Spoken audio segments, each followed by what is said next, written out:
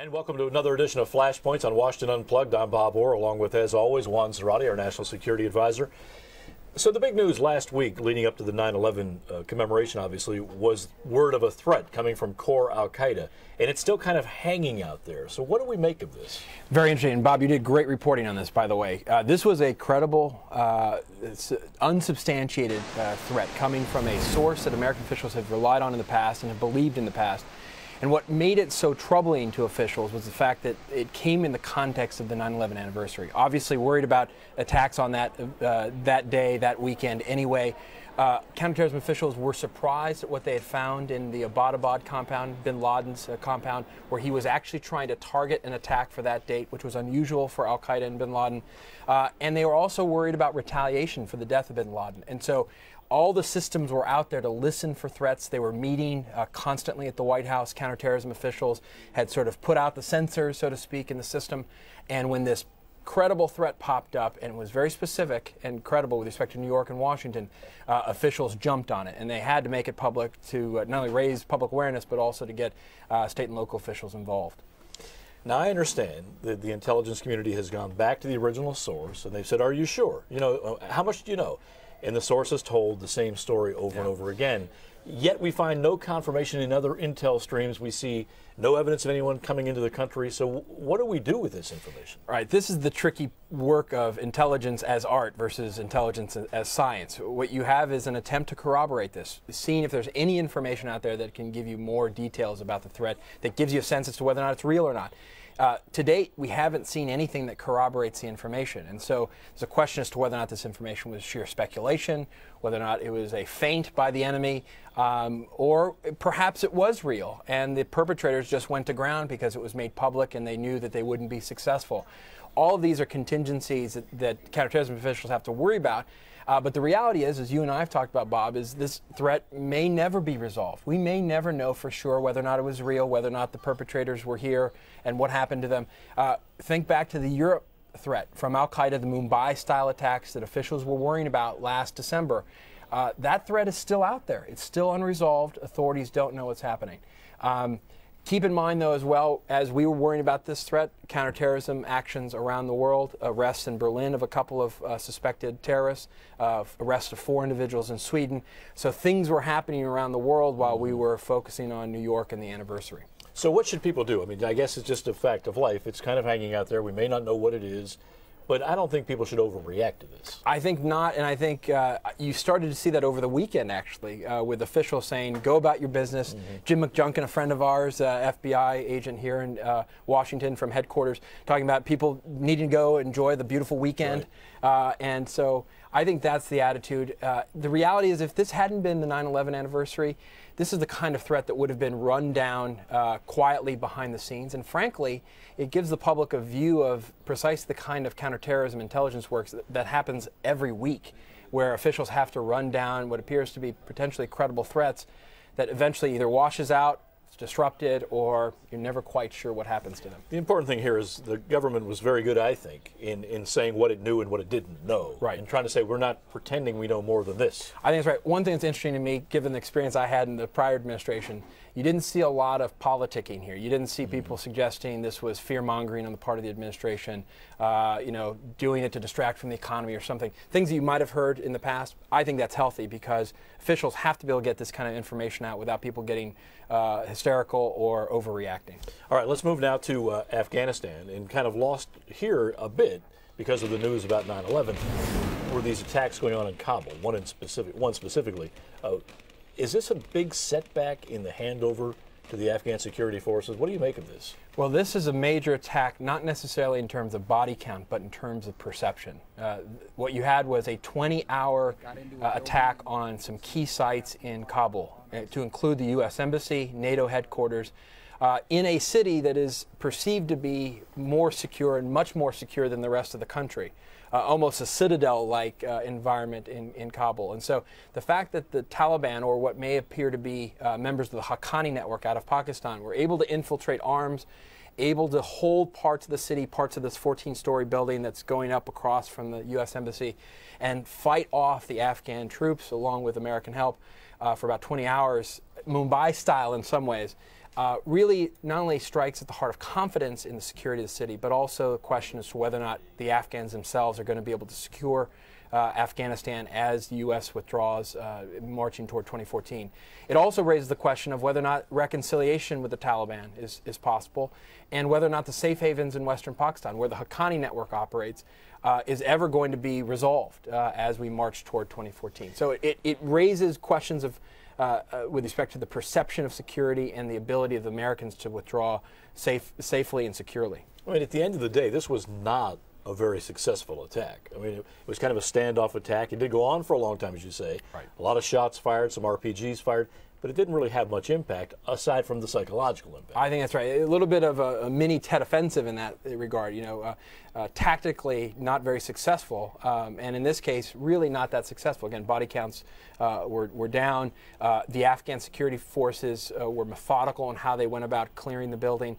So in some ways, seen as a success. And in fact, our ambassador, Ambassador Ryan Crocker, for whom I have a great deal of respect, said, if this is the best they can do, we're in pretty good shape. And so I think American officials are trying to downplay it, but I think the psychological impact of this, in combination with other attacks that have happened, we had attacks on a base, NATO base, just around the 9/11 anniversary. You had attacks earlier this year on the Intercontinental Hotel. You've had assassination campaigns we've talked about here. So it's the cumulative impact of the sense of insecurity growing, including in the heart of Kabul, that starts to erode at the sense of confidence as we transition. What strikes me, though, is if you listen to Ambassador Crocker's remark, you wonder who gets confidence from this. I mean, do the insurgents say, well, we were able to do this and cause some mischief, or does the Crocker remark stand? Is that the best they've got? Well, it's probably a mixed bag, but I think what the Taliban and the Haqqani network or the constellation of enemies here are trying to do is sow a sense of loss of security, trying to not only terrorize the population, but create a sense of lack of confidence in the government. Uncertainty. And also trying to rebalance the order in Afghanistan. We've had some great success against the Taliban. They've been on their heels. They're trying to reorder that, especially if we're looking toward negotiations. I think there's a power play here. And so all of this is part of the psychological makeup of what's happening internally and externally with respect to Afghanistan. Another new drama, of course, still playing out in Iran involving the American hikers and statements from Ahmadinejad and then some kind of counter statement from the judiciary there. Have you sorted this one out? Well, I'm not sure anybody sorted this out, but I think what's interesting here, Bob, is it gives us a window into what's happening internally within Iran. Certainly you have Ahmadinejad telling NBC News that the two remaining American hikers were going to be released, pardoned with $500 million. Within a couple of days, yeah, or whatever. Said, yeah. A couple of days, immediately rebuked by the judiciary. The judiciary saying, no, they are not going to be pardoned, first of all, and second of all, there are no plans to release them. So throwing cold water on the idea and also Ahmadinejad. What Iran is doing, in particular Ahmadinejad is trying to do, is a bit of a charm offensive here. In advance of the UN General Assembly here in September in New York. So he made these statements, I think, as part of a charm offensive. You've also seen signals from them and their nuclear negotiators that they want to talk. They sent a letter to the European negotiator saying we're open to talks again. They've been talking to the Russians. The Russians have visited to talk about diplomacy. And so there's a sense here, and this is the words of an American official, that there's a real charm offensive underway from Iran.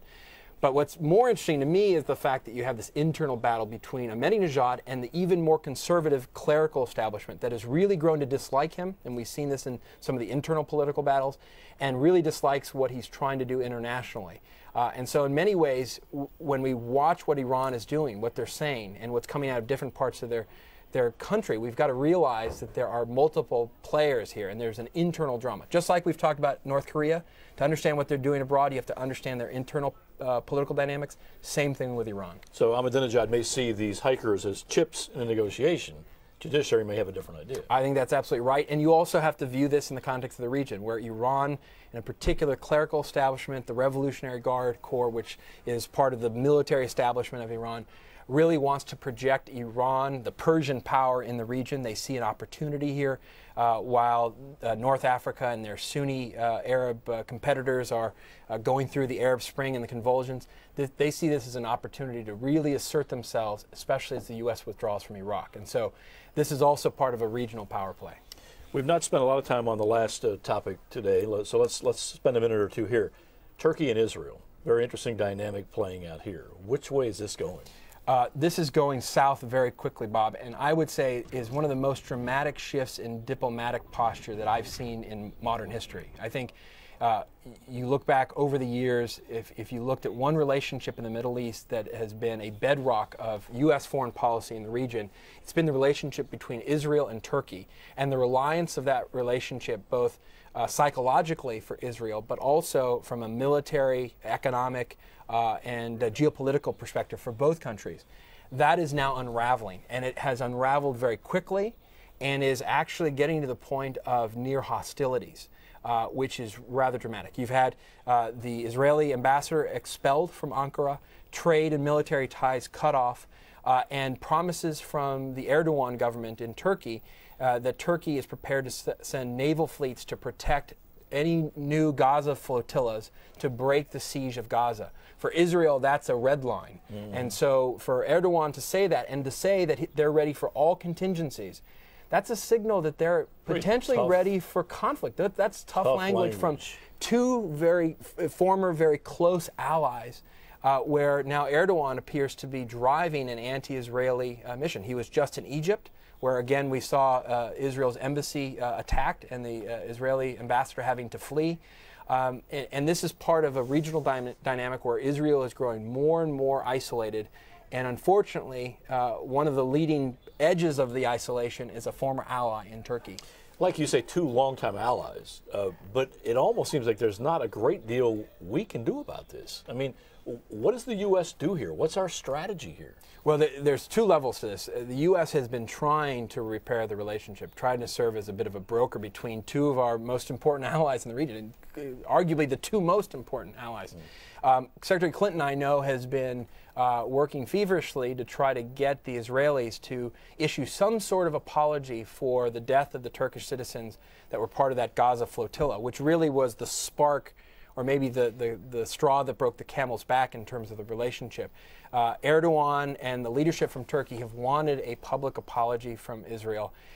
And what happened recently, and what led to the withdrawal of the expelling of the Israeli ambassador, was the fact that you had this UN report that said that Israel used excessive force. Not that they weren't justified in boarding the vessel, but that they used excessive force.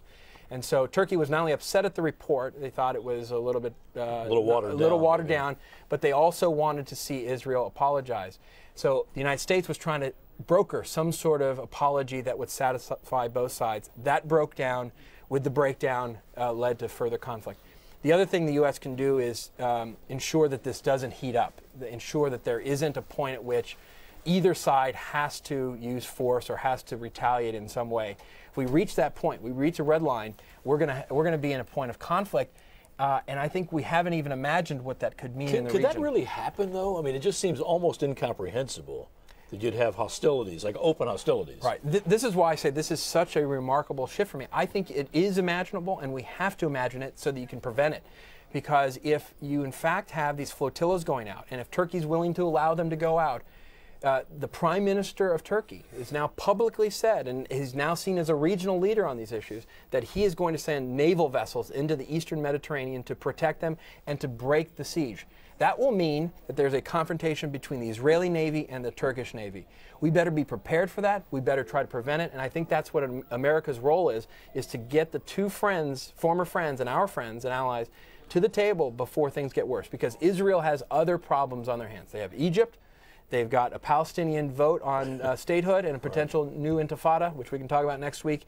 And they've got questions about Syria and what's happening there. And so Israel's embattled. The last thing they need is for a former ally to be their main source of conflict. Well, it's unbelievable because they really are surrounded by problems. And if they lose the Turkey connection, they got a big problem. The only thing missing here is Jordan. But even there, you see some internal problems. So if you're in Israel, you're not very happy with what's happening. Well, an exhaustive list today. Juan, thanks as always. Pleasure talking to you. Globetrotting. And thanks to you for joining us. We'll see you again next time here on Flashpoints. Have a good day.